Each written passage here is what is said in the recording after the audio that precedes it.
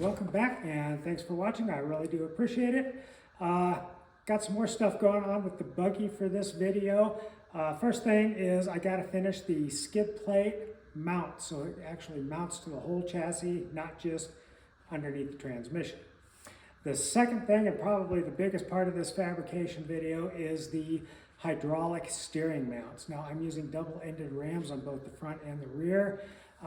If you're going to use a double-ended ram on your front and leave it a drag axle in the rear, same principles apply. There's a few things on the geometry to watch for, but a lot of this is just flat-out fabrication, and it might give you some ideas if you're going to go that direction on your off-road. As I'm getting closer to the point of tearing this down so I can paint it, getting the last few fixtures that I need to kind of figure out how to do. One of these is the front part of the skid plate. Now this is a complete belly paint. It goes clear from where the links attach to the back, clear to the front of the engine. Now most people I know would just attach the front of that pan to the engine, and that's fine if the back half of your pan is also mounted to that same plane of resistance. But the engine is bushing mounted with the transfer case, and the skid plate is mounted directly to the chassis, so there's no give and play there.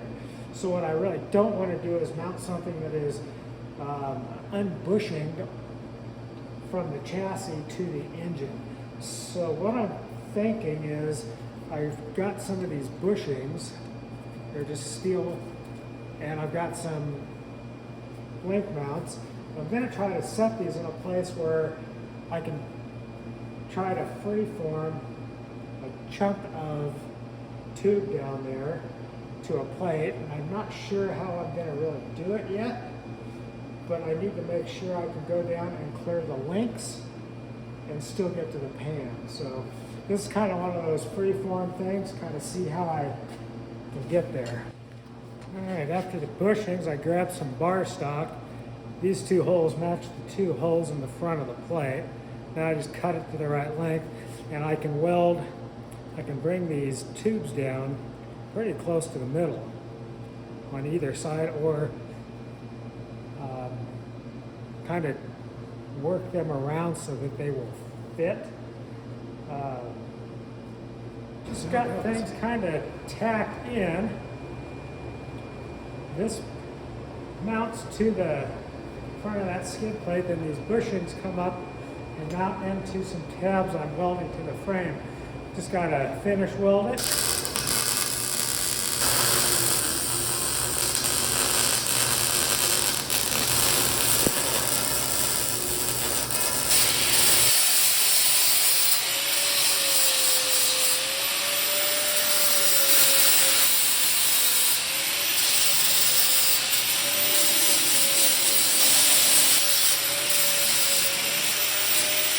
Down here messing with stuff. I should also mention that I put a belt in. It fits just perfect. So now I've got the brace, I've got the tabs tacked in, solid bushing, coming down to the skid plate and across. See, tacked to the other end of the skid plate, come up to the second set of tabs. Now that I've got this fully welded and braced in, now I'm going to go mount it back into the tabs I have tacked in. And because this may have warped, I may have to adjust those tabs. That's why you want to wait till you're done with the bracketing before you do your final weld on the tabs. This was a little hard to get to. I've got just some 3/16 angle iron here, or angled steel, and I've got it cut to a width that marries up to where the tube and the link come in, and I'm going to weld this to the skid plate because the skid plate kind of locks in. I'm doing one of these in the front and one in the rear, and what that'll do is if something hits the skid plate, it helps it with its shear strength, plus it acts as a reinforcement plate for this lower main frame tube. So if you are in a real hard rollover, hopefully this won't fold in and bend. And one on the front and rear should take care of it.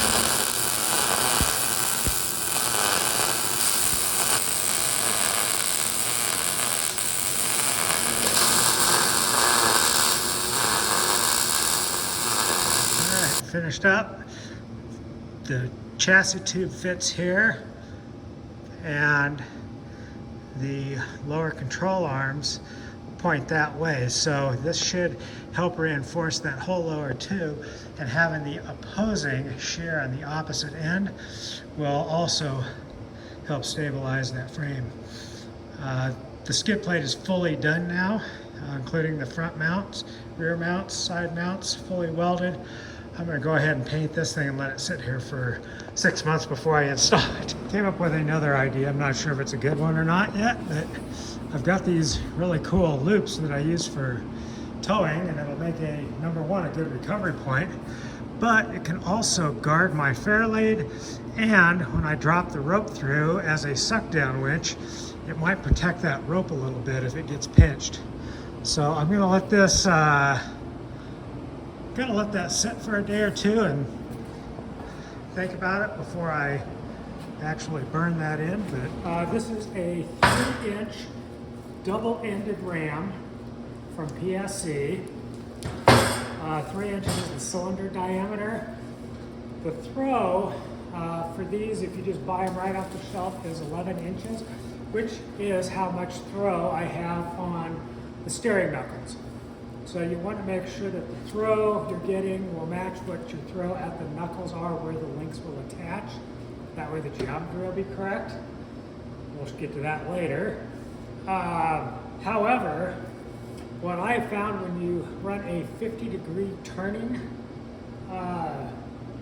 knuckle, you can actually overcam these to where you could bind them up in the rocks and you can't get them back. So I had PSC put internal bushings in these, so this only had a 10-inch throw. That'll bring it back out where it cams out, I hope. We'll see. Either way, it's still going to have probably close or over 40 degrees of steering angle. So first thing is, I drew out the width of plate I need, and I'm going to break the corners of it so that it gives it some more rigidity in the middle where the clamps are. Plasma torch time.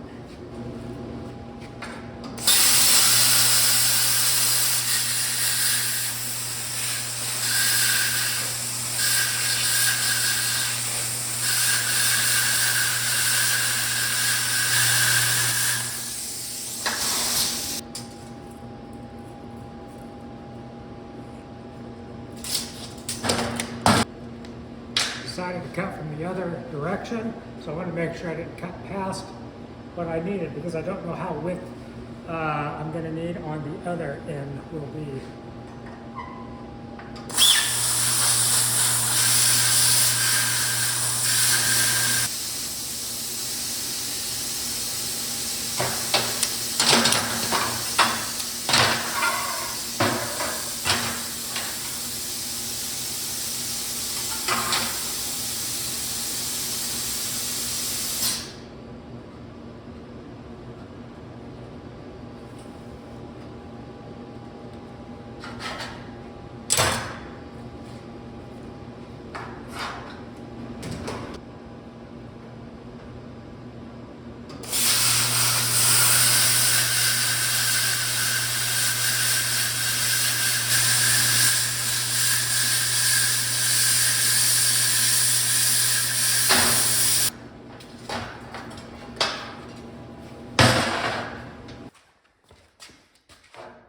Now I've taken the plate and scribed the lines where I'm going to break it over. I don't have a break here, so I always scribe lines and then bend them. And I like bending them to the open, and then I'll run a bead weld down it. Now the mounts come with these fully weldable pieces that you can just bolt the steering ram to. However, I think I can get a little less angle on the plate so I don't have to tilt it over as far. Keep it tucked up nice and neat if I drill through this plate and weld lock nuts on the back of it. Not nylocks, but actual locking nuts. I think that will probably be my best avenue, but take some time and figure out exactly where you want everything to go. It's a lot of work with heavier metal like this. You don't want to have to do it twice. More better is I think I'll start a drill down there. That way my bore is exactly where I want it. Running a drill down there is definitely the way to go. Now,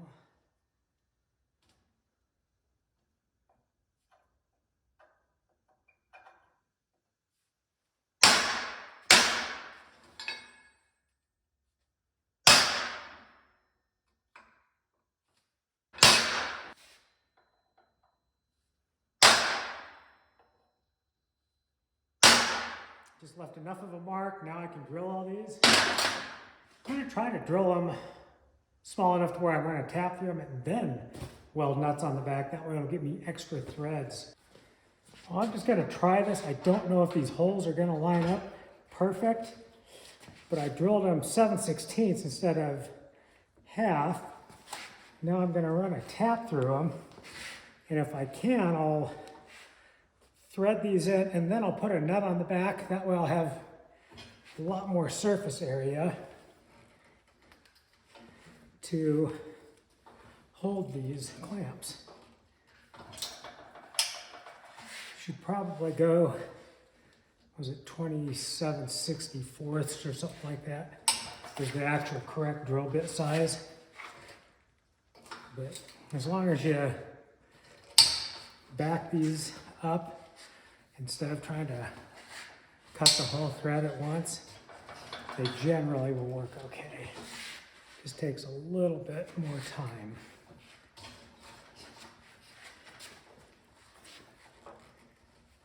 There we go.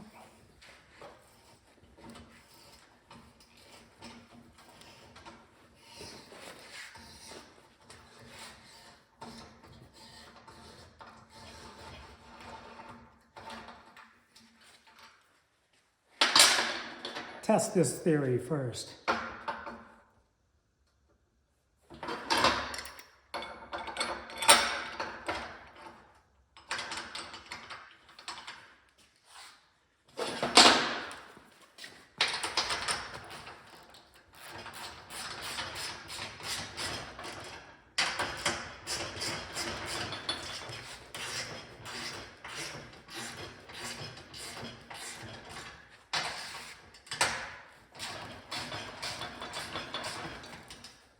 A little tight, but it's going straight through. So,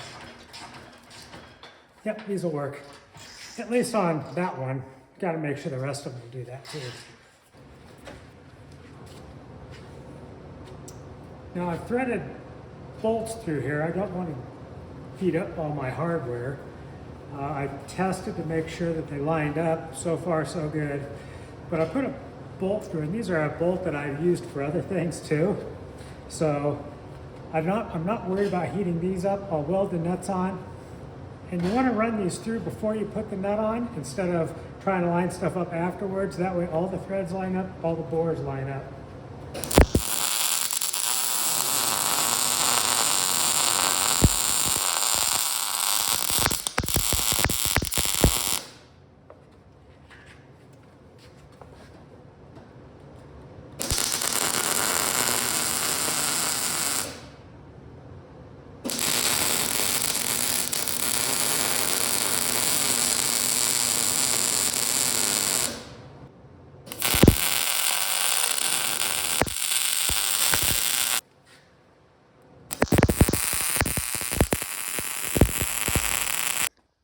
Okay, I've got stuff kind of just sitting here.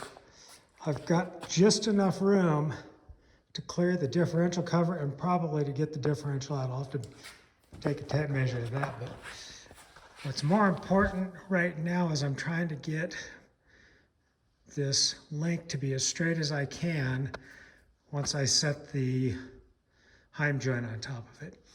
Unfortunately, I have to drill these high steer arms out to 3/4 before I can continue on. Now on these high steer arms, they come with 5/8 holes, and I'm going to use 3/4. And the reason being is I like these washers and then the joint and then another one of these washers on top. It gives me a little bit of movement up and down. but I get a bigger bolt hole. I'm not going to drill out the other two because I want more metal left in the arm as I can. So you can see I've got play. That allows for a little bit of flexibility.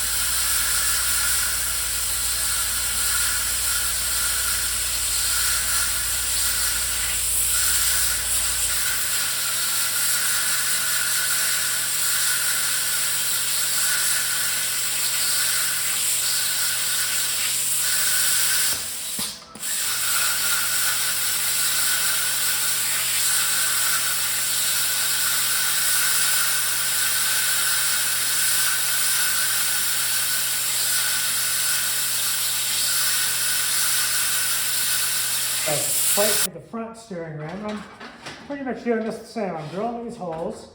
I'm going to mount the horseshoes directly, or the clamps directly. I'm not going to use the weld-ons because I want it to stay lower. So next I'm going to run my tap through all of these holes because that's so much fun. And then I'll weld nuts to the back.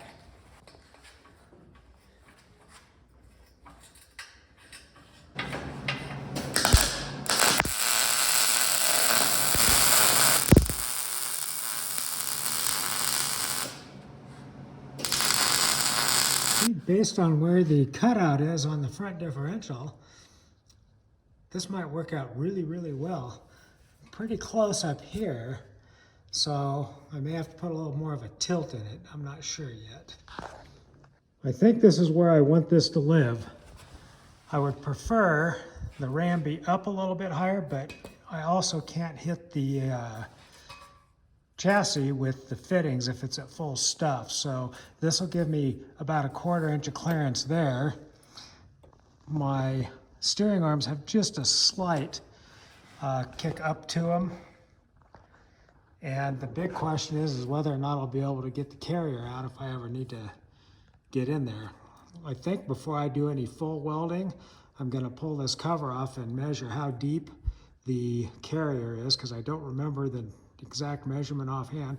And this is pitched up, so it has to be able to come up enough to drop out. It's either that or just take a risk and hope you can get it out when the time comes. But I don't really want to do that. I want it serviceable. So at this point, I'll probably pull this cover off and do some measurements and decide if I need to tweak this, move this. I can trim a little bit off of this corner here and make it available to get out. The other concern I have is I am going to run a support tube around here in order to give this some stability and brace. And I'm hoping I have enough room to do that. My option there is I can always run a flange plate somewhere in here and then make it a two-piece tube. That's always a possibility as well. I'm not worried about it shearing this way because it'll have a full length weld all the way along. I just don't want this to be able to twist, or if it gets hit, bend. So that's the reason I want a tube up here. And if I put the tube up high and out here, I think I'll still be able to get that carrier out. All right, guess I better pull the cover. All right, that answered that question. I can sneak the carrier. I have just enough room between this to sneak that carrier out, and the ring gear will obviously pop right out of this section, so I'm not worried about that. This is a go. I'm going to go with this, and it might be tight if I have to take that out, but it'll come out. Here's my thought process on the mount for the steering ram. Now, I'm not worried about any shear on the plate like I said earlier, but you don't want it bending in and out, and you want some protection for the ram itself. So what I'm doing, I got a chunk of tube about 40 inches long, And my plan is to run a angled tube from where the knuckle meets the axle tube up to this tube. That'll do two things. It puts an additional support at the knuckle, plus it ties it together with the support up here. I can then also run a support this direction to the axle tube and the same thing on the other side. Now, I elected to do this by cutting and welding, so it's a 3-piece bar. And I struggled with that for a while. Running a bent tube is definitely a cleaner look, but when you start bending 250 wall, I ran into two issues. Issue number one is I have to spend another $350 for an upgrade to my tube bender in order for it to bend 250 wall safely. The other issue I started struggling with is when you put a bend in a tube like this, especially as thick a wall as that is, you're thinning that wall out where the bend radius runs through, and you run the risk of a bind if you try to bend it too tight. Those two things were kind of my key reasons for going this direction. Now, the other thing I figured out when I started measuring this out, when I run this support tube down to the knuckle, it'll give me a little bit of space here, which I can run a triangle plate on. Not only will that increase structure, it also gives me a point to run my trailer tie downs to. So kind of killing two birds with one stone there. And I think I'll be able to match these front and rear at the same width and the same angle for the most part. And it looks like I will still be able to service the differential. Worst case scenario is I can always cut this and flange it if I had to. I don't think I will. It looks like I have plenty of room to walk this out. And I'm keeping this tube up high so that it is flat under here at the plate.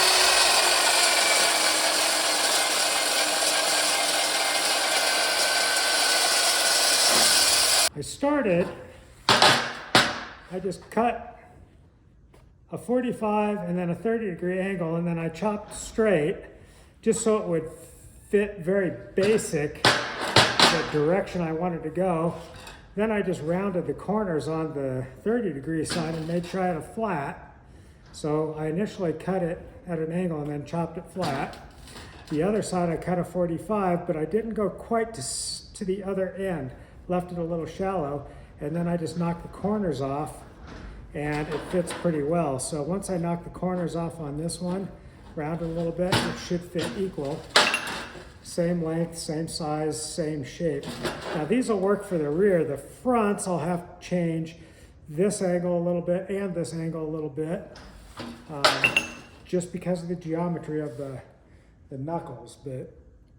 And it also depends on where the angle of the plate sits. And in the rear, I'll have a little different angle than the front just to get the covers off things. So finish these shaped up and then I'll spot them. Got a couple preliminary tubes cut for the front. Got both my tubes cut for the back. Now just take some time to shape them up right so they fit nice and tight. Then I can tack those in.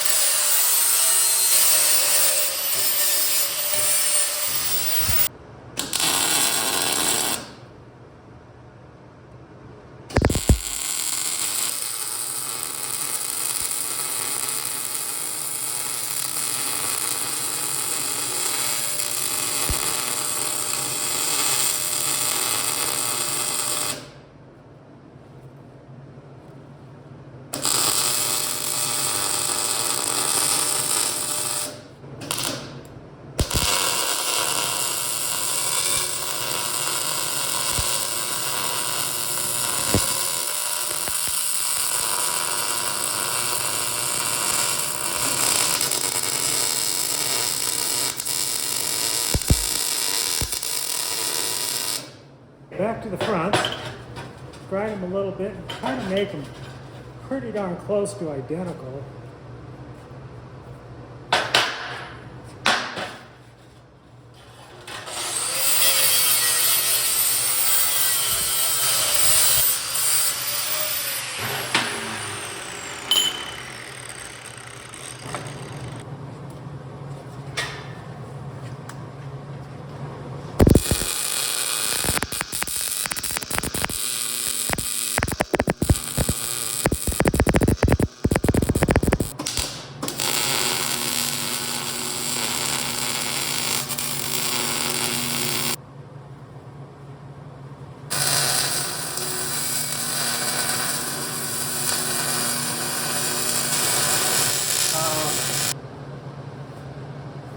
Got my pieces all welded in here, and at some point when I was tacking the plate in, one of my clamps slipped and I didn't notice it, and it tilted it down. I ended up with this tube over here a half-inch lower than this tube over here. So I had to cut all my welds off there, cut the welds off here, lift this back up, straighten it, re-weld it, cut the plate back, and then re-tack it. Back to where I'm supposed to be. I got 18.5 inches on both sides. I'm centered, I'm angled. It doesn't always go perfect like it sometimes shows you on these videos. That was an extra hour worth of cutting and reworking. But that's the cool thing I do like about metal work is you can always cut it off and start it in. So it's hard to make a permanent mistake. I think we're straight. I think it's right where I need it to be. My clamps are even. The tube's even. I mean, it's within a gnat's of being right on the money. So I'm happy with this now. Continuing on. All right, again into overkill mold. I've got the main one here, secondary here. I'll trim this off once I'm finished with the underside, and I'll weld the underside once I pull the axles out. But I think it should hold up for a little bit of abuse. Similar on the front, I've only got a single bar coming up the middle, but I think we'll still be able to hold up okay. I am going to finish some gussets in here. Okay, just got me a couple of triangles cut. Now I'm going to weld these in down here so it'll actually act as a skid plate too, but I got to weld the bottom side of this before I can weld this one in. May have to grind off a little bit of weld because I want this to hang below.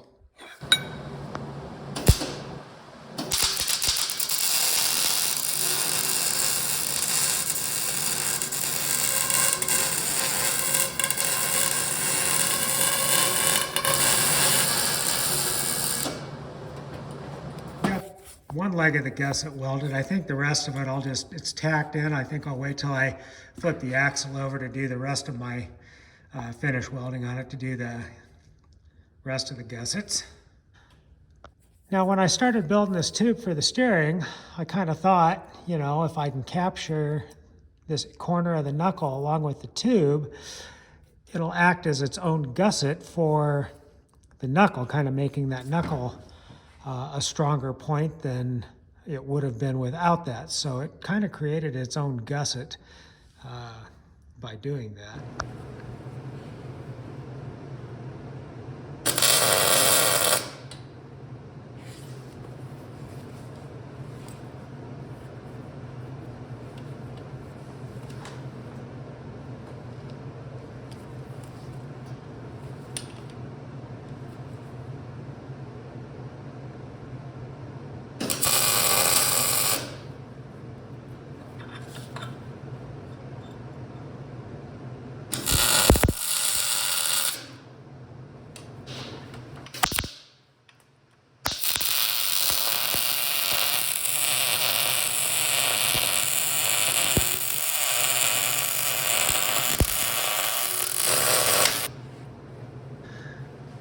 From underneath, you can see the configuration of my steering support. I've got multiple struts, gussets. The main plate will actually act as a gusset as well. I don't think this is going anywhere. Now, once I pull everything apart, I will fully weld all the underside pieces, and that'll be finished on the rear. And same thing on the front. Now, I didn't have the ability to put a strut on each side, so I ran one right down the middle. And then again, gussets and all this additional welding will be done once I pull the axle and start doing my teardown. That's going to do it for building the mounts for these double-ended rams onto the front and rear axle. Now keep in mind, if you are just doing a full hydraulic steering on your front axle, same theory applies, but just have one instead of two. Now in a couple weeks, I am going to follow this video up with attaching those high steer knuckles to the double-ended rams, along with some alignment and explanations of some things I'm doing there. Got a couple cool things that I've figured out for strength modifications. But anyway, thanks for watching. I really do appreciate it. Please like, share, and subscribe. And here's some four-wheeling.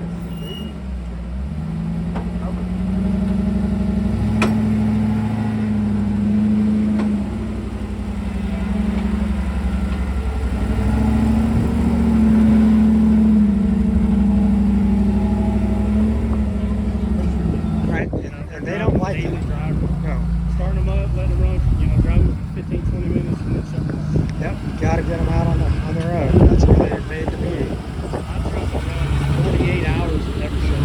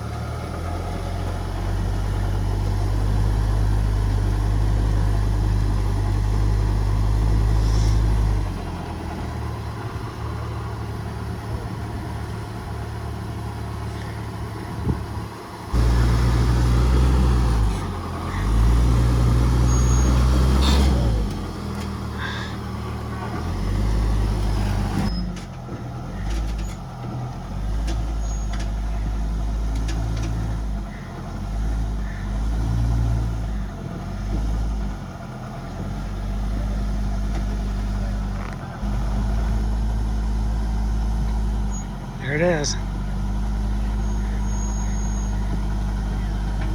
I like it.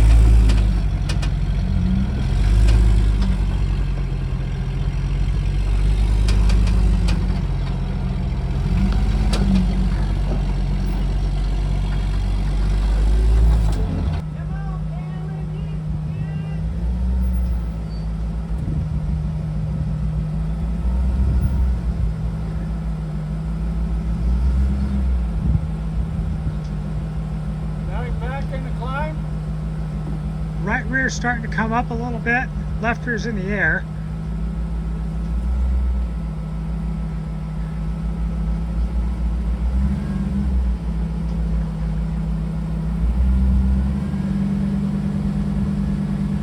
The right front's going to start coming up a little bit.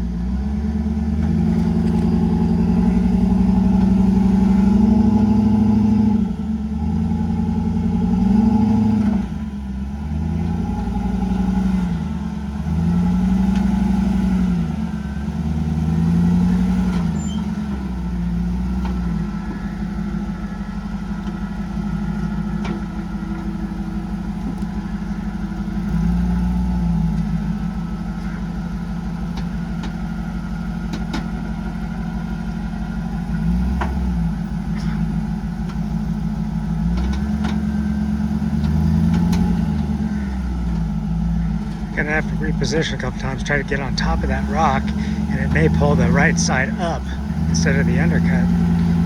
Good plan. I like it.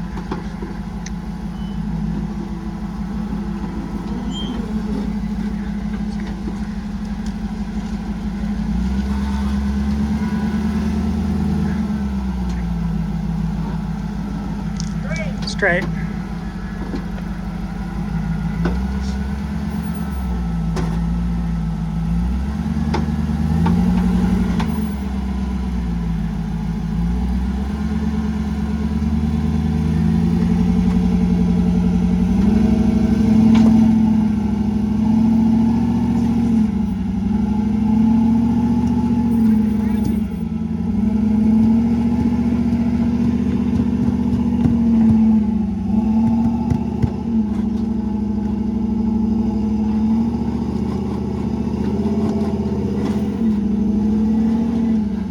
That's impressive. That was nice.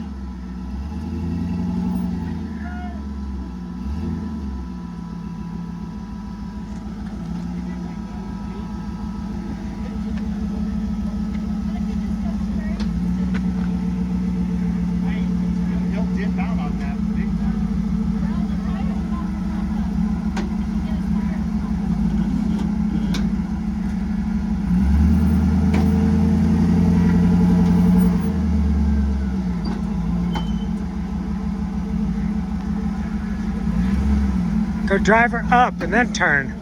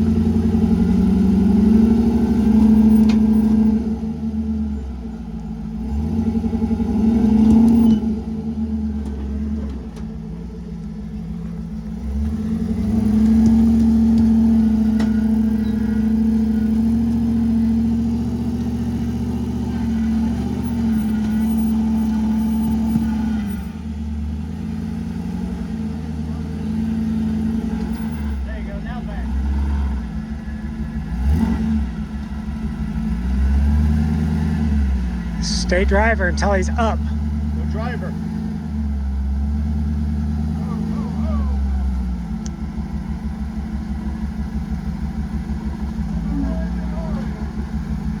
Try farther, driver. What? Driver.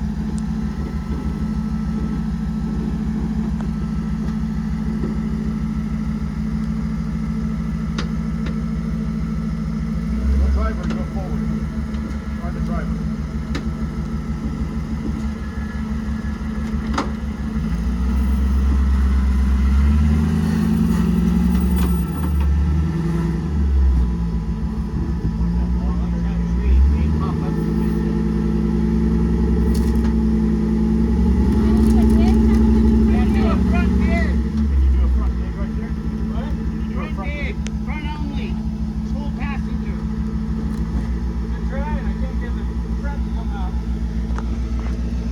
Put it in neutral. Try neutral, try park.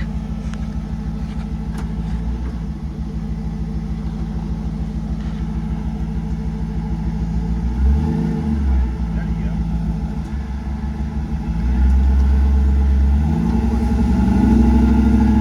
go. No, front.